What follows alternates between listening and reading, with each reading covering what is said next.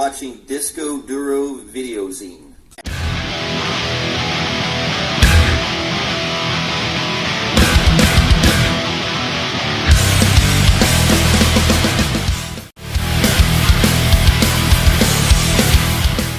Return to what I did in the very beginning, and probably a lot less of what I've done in the last several albums, and more like the first few albums is what this album sounds like, and that was on purpose, and that's mainly because the first four albums I mainly wrote, I wrote everything and played everything on the first four records, and then my band formed, and then my band started performing on the later records. Okay. This album was the first album I went back and played guitar again on everything and wrote everything again, because my guitarist for many years was no longer in the band anymore. So I went back to what I did in the beginning, which is why this album sounds like that.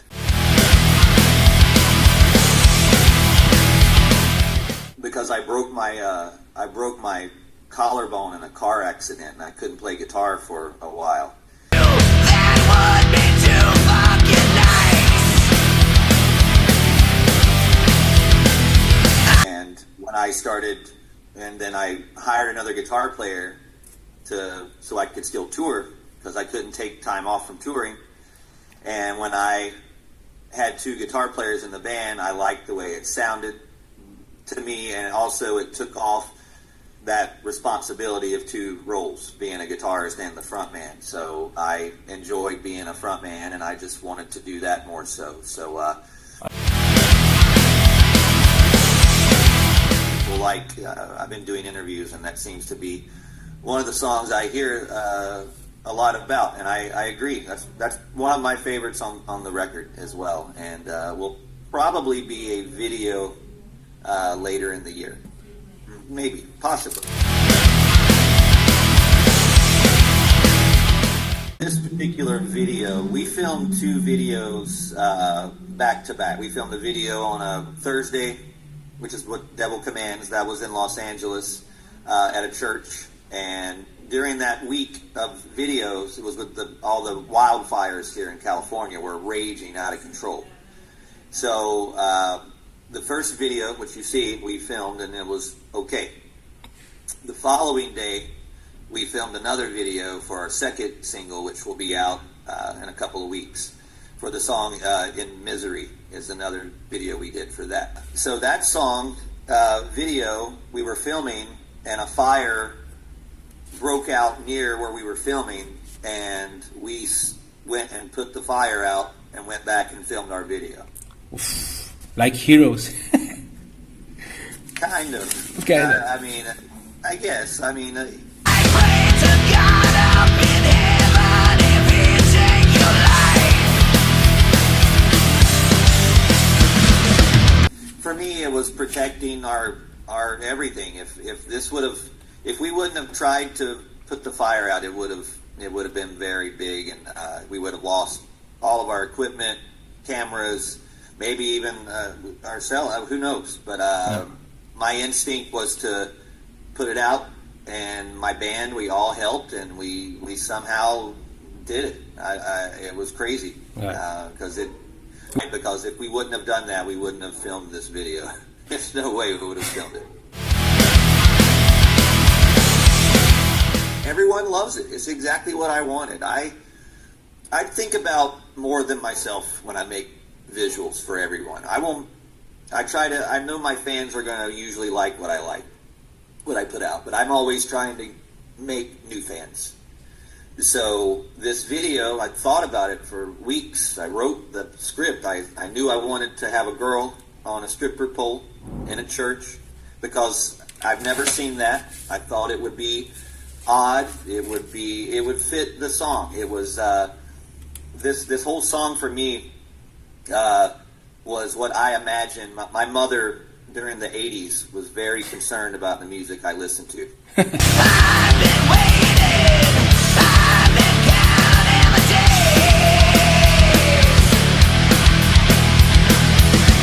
days. It was during the Satanic Panic. She thought all of my music was evil and I was going to be possessed or something.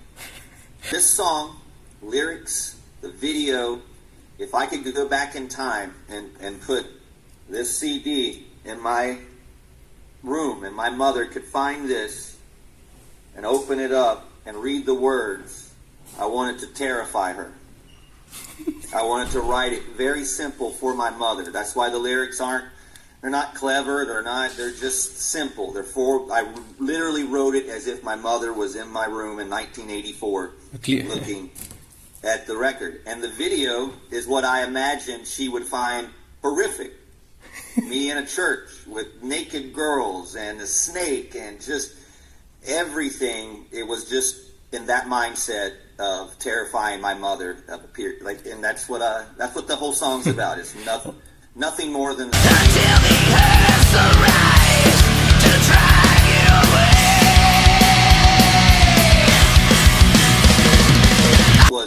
Was to, if I could go back in time and write a song, because that was a big deal in the 80s, It was very concerning for parents and not like it is these days.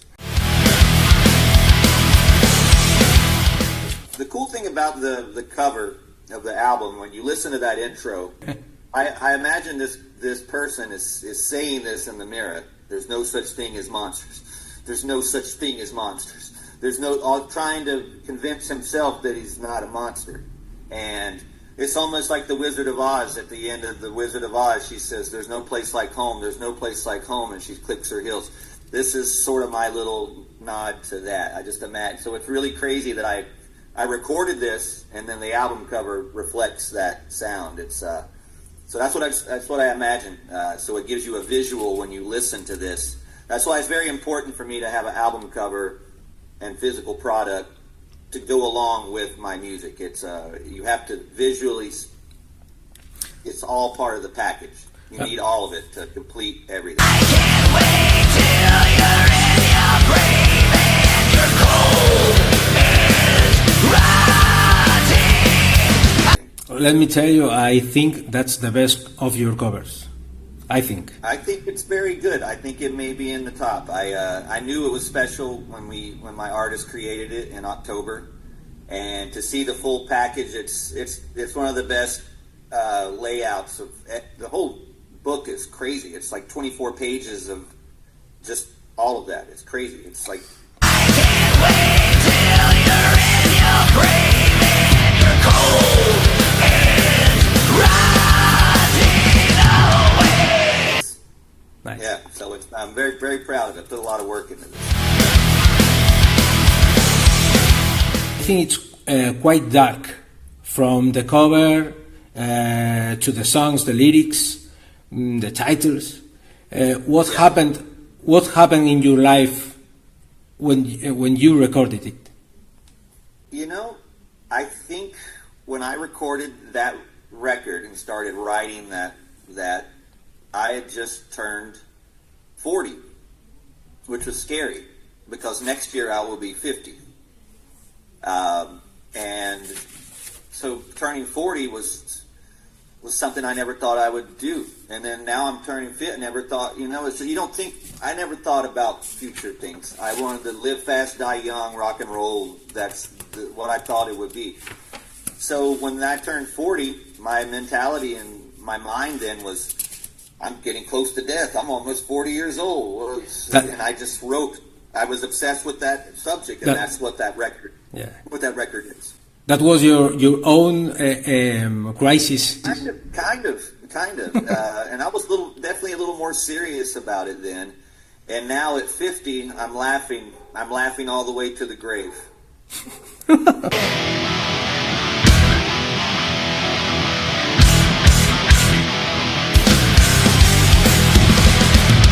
I'm just saying, life is what you make out of it. And I've had an excellent life so far.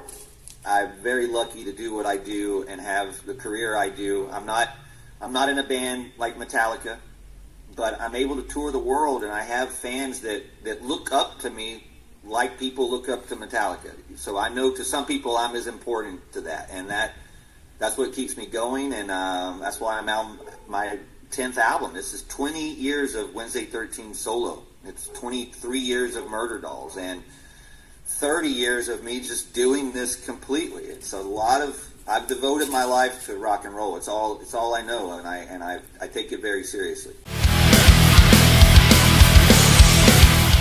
I'm very proud of that. That I was very lucky to be a part of something special like that.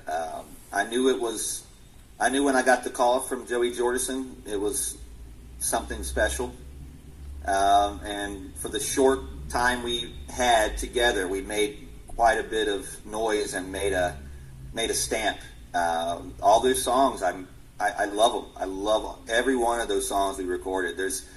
I'm very proud of it, and I was able to go out and do those shows recently and see how important those songs are to my fans as well. So I will continue to play those songs in my live shows till the end. You in a casket, that sounds fantastic to me. Obviously, there won't be another MURDERDOLLS. No. I mean, without Joey, it's not MURDERDOLLS. It's just, I mean, that's what made that band special. Was he was able to take what was in my mind and craft it. He was a producer as well as a songwriting partner. He knew how to craft me. He knew he loved my voice. He loved my songwriting. He told me, do this, don't do that. He made me who I am today. He taught me a lot of stuff, and I'm very grateful for Joey for introducing me to the world. I'm able to do this because of him. Yeah.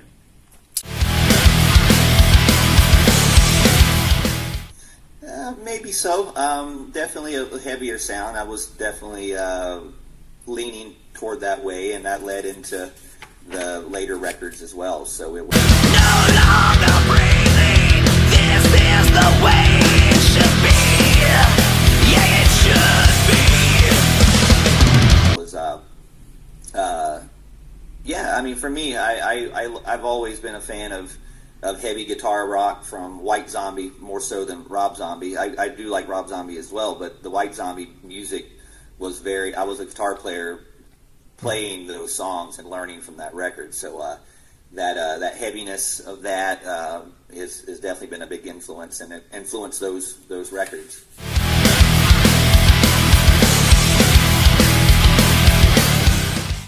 It wasn't the same musicians. It was literally the drummer from that band, and in Maniac Spider Trash, I was a vocalist. I wasn't a guitarist. So when I broke off and started that band, I was the guitarist. So my drummer in that band at the time was a great drummer, and he fit perfectly for what I did. So it was such a different sound. I mean, it was Maniac Spider Trash was very experimental, and the Frankenstein Drag Queens was definitely more focused on our sound. We sounded like we looked, and it was a special time as well. I can't wait till you're in your grave and you're cold and rotting. I can't wait till you're in your grave and you're cold and rotting.